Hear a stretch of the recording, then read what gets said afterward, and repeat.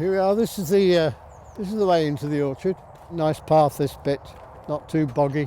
Not like some of the paths in the orchard when it's been raining a bit. Anyway, here we are. Come in. This Wilson's orchard, it's been here for about 100 years. Now back along those times, this was one big field, including all the ground that those houses were built on, and right down here to the bottom where there's flat green area, that was part of the same field, across the roads and on and on and on. Huge area. All of these big old trees you can see here are Bramley apple trees. And being 100 years old, they're a bit feeble. They should all be in an old tree's home, really, like an old people's home, you know. And they still produce a lot of apples, but they also produce falling branches. And so you can look almost in any direction. For instance, up here, a tree with no branches on the left side, the next one, no branches on the right side. So we've steered the path around those trees.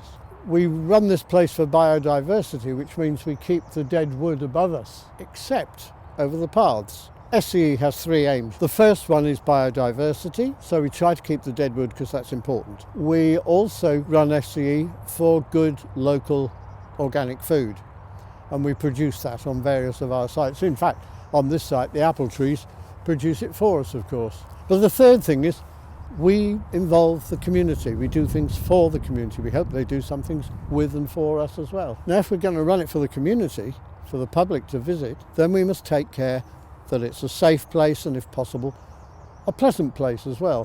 One can see a fire pit, some log seats, and then a big long wooden seat as well. This open area here is very much for community. We have bonfire here for wassail. We erect a maypole for our maypole day. So all of these three aims of producing food and working for biodiversity and working with the community as well, they're all in this area. You can see it even in this immediate area of ours, just where we're standing now, with different versions of the same story to be told all over the orchard. These old apple trees were planted around 100 years ago, and they've grown into real large ancient apple trees. SCE are lucky to have the orchard, but also the community is lucky to have the orchard. There's very few orchards of this age that are being managed like this for the wildlife and for the apples and for the safety of the community when they visit. Luckily, we were able to create an environment here that can be used by both wildlife and by people. Here, people can come down and experience the wild side of woodland and trees and just enjoy the same way as we do when we work here. Orchards, of course, are about fruit trees and nut trees and quince and plum and cherry and pear. I mean, we've got pretty well all the varieties here now, but it's also about what's under our feet. Now, if we look here, we've got an old piece of apple tree fallen down. I see there's some fungus there busy eating it, and in here we've got moss, we've got worm cast holes for bumblebees to live in, bits of old stinging nettle. Actually, stinging nettle is a wonderful thing. You can take the interior of it and make it into ropes or even into clothes at the right time of year. The right time of year is about well, before the end of March. This year it's going to be the 1st of April for us.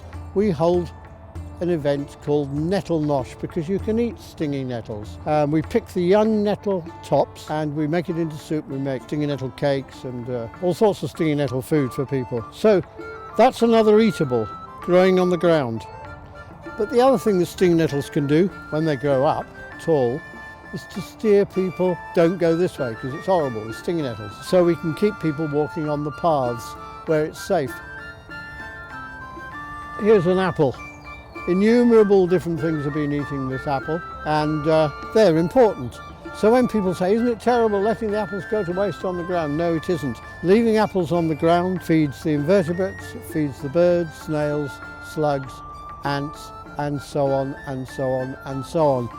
Those invertebrates then feed the birds and the field mice and the shrews and all the other things that are making their living here. And I saw the tracks of deer again through here this morning. And if we come over here through these stinging nettles, you can imagine these stinging nettles when they're stinging nettles, people don't want to walk through them. We've got an apparently fallen branch, no good is it, it's dead. No, it isn't. The bark continues all the way down and joins the roots. And as long as that's the case, it's alive. And these tall growing pieces here prove that it's alive. So this tree isn't dead, and even if the main trunk were to fall, disappear, this would be a living apple tree that might live for another 40 years, I don't know, a long time. So our interest is in keeping the apple tree and all the hollows in it where the woodpeckers go and bats roost and so on and so on. Honeybees, wild honeybees, live in those holes too.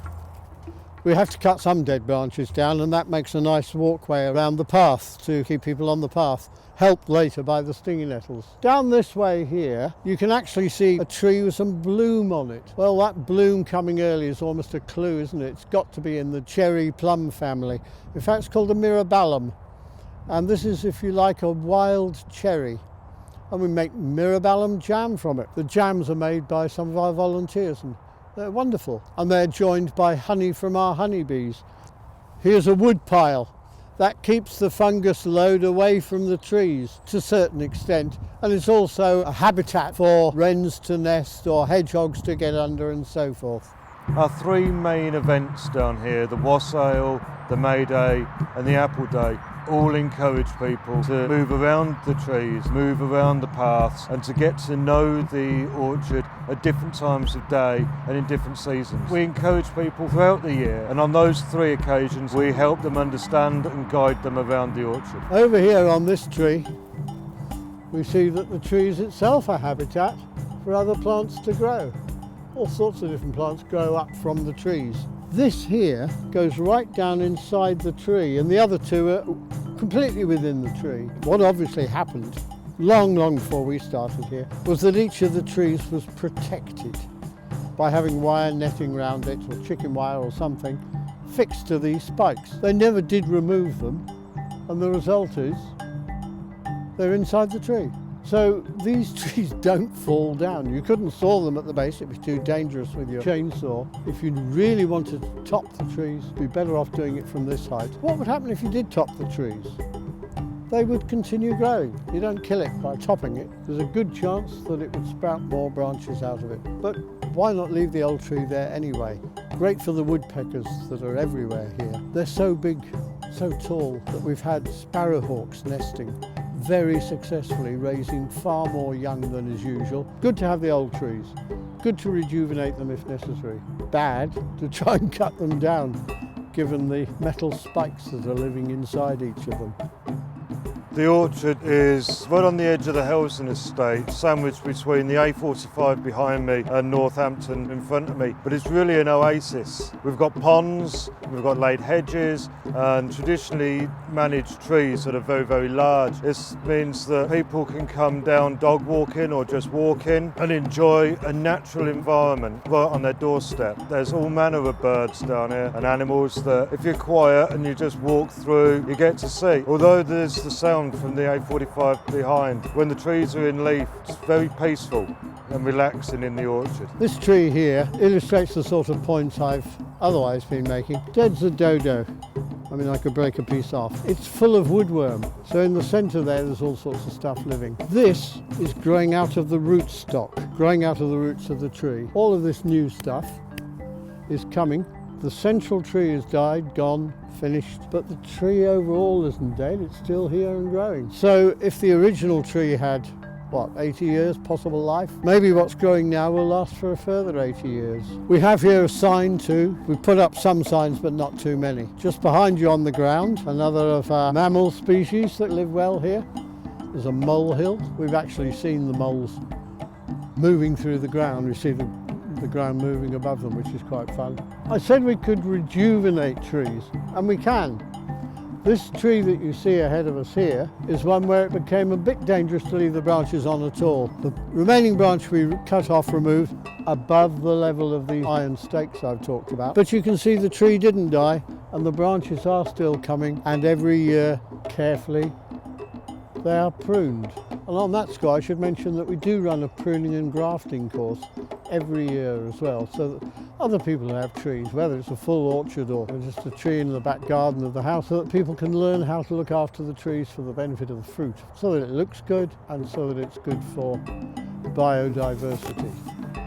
One of the important jobs we do in the orchard is making it accessible. So a lot of our time is spent making sure the paths are safe. And we have these ditches and ponds which are vital for the wildlife and for the biodiversity of the orchard. So we need to be able to get across it. So we make structures like this bridge that allow people to move easily around the orchard, and we maintain these on a regular basis so it's always safe for visitors.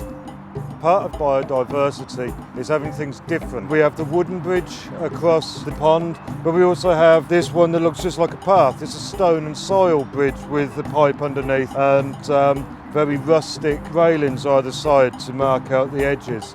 Along here we've got a ditch running along, a field ditch. It's taking the water through to the pond. We've also got a stand of willow. On the right we have the hawthorn hedge that we've planted. Now what you're seeing here is 13, 14, maybe 15 years old.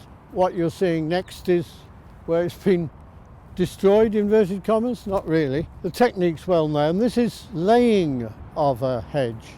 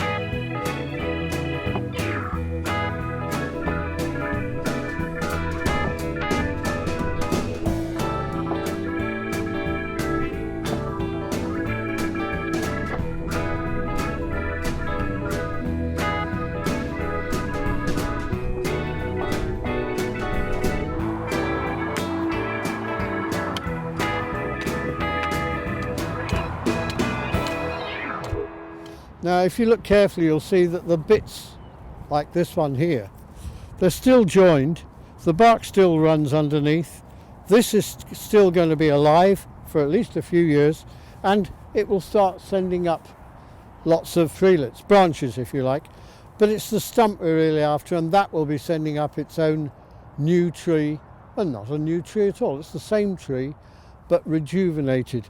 As we go along here you can begin to see the rejuvenations from the last time that we laid a part of it. You can see the slanting branches and you can see the new trees coming up from those same roots. Now this old field drain, we've rejuvenated it and made it work again because we like to lead the water into this pond. And the pond wasn't here when we took over.